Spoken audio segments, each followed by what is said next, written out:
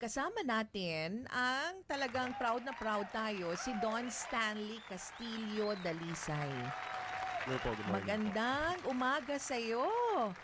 Oo, proud na proud ang OWA sa'yo. Ikaw ang OWA baby. Don ba ang Yes, ma'am. ano mo, nickname mo? Opo. Oo, may pattern pala ng pagiging mahusay mo. Biruin mo, mula pa nung nag-umpisa ka ng edukasyon, pati yung kanyang pagiging PM mayor, nag-excel ka rin, no? Buti na lang hindi mo kinuha yung pagiging medical technology dahil mas meron ka palang pupuntahan, hindi ba na mas maganda dito sa West Point? Opo. Anong naramdaman mo una sa lahat? Dadagdag ko lang valedictorian nito nung nag-graduate sa high school. O nakita mo? Ayan, may future talaga May pattern. to. O, May sige. pattern talaga. Okay, sige. Magaling ka ba sa math? Hindi na ako masyado, nag-aaral lang po ako madalas. Paano ka nag-decide na wag na lang ako may medtech, ano? O ano na lang ako? Military na lang. Bakit ka nag-decide? Why changed? Why changed? Bakit nagbago ang iyong pananaw?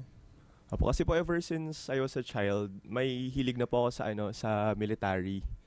I was just interested in military history, war history. Parang yung mga books po na binabasa ko, it's always about the military. In fact, yung first book ko po na binili is The Art of War. Yung first book ko po, pinag-ipunan ko po yun. I think when I was 6 years old, yun po yung una kong binasa. So parang may interest po. Then I have other interests like sciences.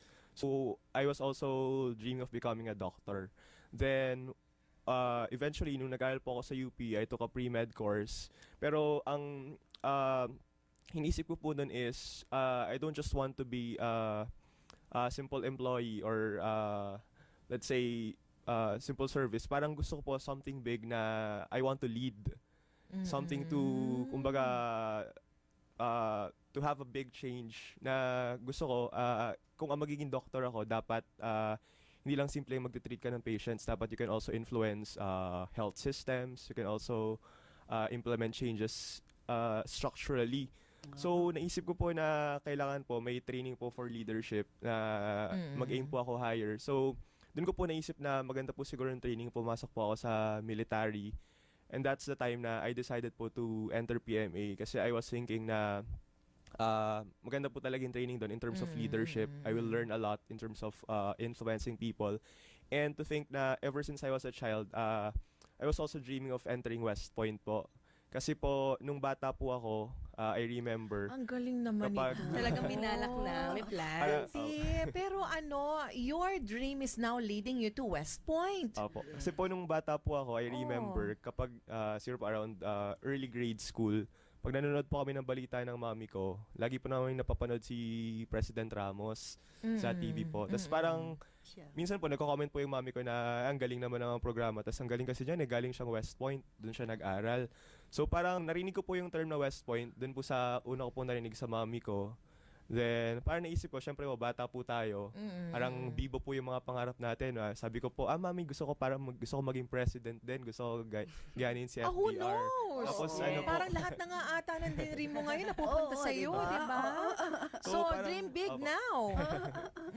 So parang sabi ko po, siguro parang kung gusto ko maging president, di ba tinatanong po minsan, anong dapat kurso para maging presidente, ganon. So naisip ko po, baka kailangan pumasok ko ng West Point din, yung magandang school. At Oo. that time po, wala pa po akong idea na military academy po pala siya. So ayun po, parang naisip ko lang po nung bata ako. Tapos eventually, nung lumaki na po ako, nakita ko po na possible pala na there are opportunities provided by the government na kahit po you start, parang you don't necessarily have to have lots of money to have good education na That's marami true. pong opportunities na binibigay ng government. Yun nga po, na scholar po ako sa OWA. Yung buong 4 years ko po, binayaran po nila. Then, when I wanted to train as a military officer, yung PMA naman po, it's also a scholarship na 4 years din binibigay po ng government. Then, ito nga pong opportunity na to, it's also free na opportunities po for those people na gusto pong makapag-aral. So, yun po, grab ko lang po yung opportunity and definitely by the grace of God, I was able to be accepted po. Hindi ba mahirap mag-adjust? Kasi parang kakaiba di ba? Oo. Yung syempre sa militar, medyo stricto, medyo mas mahigpit as compared doon sa una mong course. Yung adjustment, hindi ka ba nahirapan? Definitely nahirapan po ako kasi po even in terms of culture, diba, sa UP po we have a liberal education na we can do what we want, we're free. Then very regimented po yung sa military. So nahirapan po talaga ako definitely during the start kasi kahit po may dream ako of entering the military or becoming a soldier, parang I wasn't really invested physically. Parang wala pa ako masyadong sports. In fact, I was obese before when I entered in college. I was 95 kilos, so I was really heavy that time na I can't even make one push-up noon. So, parang when I started to think na... That was when you were starting in PMA. Yes po. That was when I was okay. starting. Ang galing mo naman, And actually, siguro po, before graduating college, medyo mahina po talaga ako. So, ayun po, nag-exercise lang, nag-train. Then, eventually, sa training naman po sa military, sila naman po yung nagpapalakas sa inyo. You get enhanced physically. And Dawn is 22 years old pa lamang, ha? Long, long way to go. Okay. Ngayon, ang tanong ko, napili ka na, no? Dahil, una, magaling ka naman talaga. Pero yung nalaman mo na ikaw ang ipapadala sa West Point para mag-aral, and that is only New York. New York lang Sa New naman. York lang. So magiging New Yorker ka for 4 years. O, kamusta naman ang iyong kamusta naman ang feeling? Heaven, Siyempre po, masaya po ako kasi po makakapag-aral po ako ulit. And yung nga po, natutuwa po ako is hindi na po kailangan ng parents ko na sila pa po yung magbayad sa education That's ko. true. Oo. Then, at the same time, parang nag-isip din po ako kasi I was already enjoying NPMA in terms of my relationships with my classmates kasi ako nga po yung class president. So, parang nag-isip din po ako na yung iwanan ko pong relationships doon kasi mga po sila, mga Naman ganun classmates ko po ka-stricto, talaga. ha? Ay, hindi naman po. Okay. Kasi siya ang presidente. So, para pong, syempre, if you're the team leader, medyo mahirap po na umalis.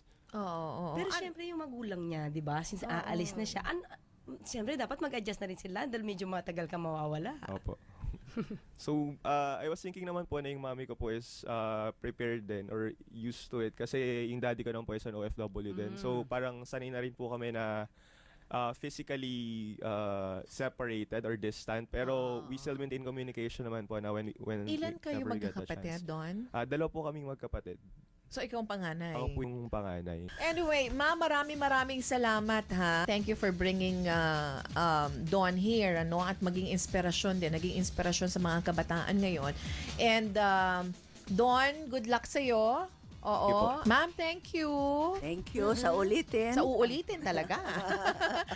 maraming salamat po kay Administrator Carmelita Dimson ng OWA at syempre kay Don Stanley Castillo Dali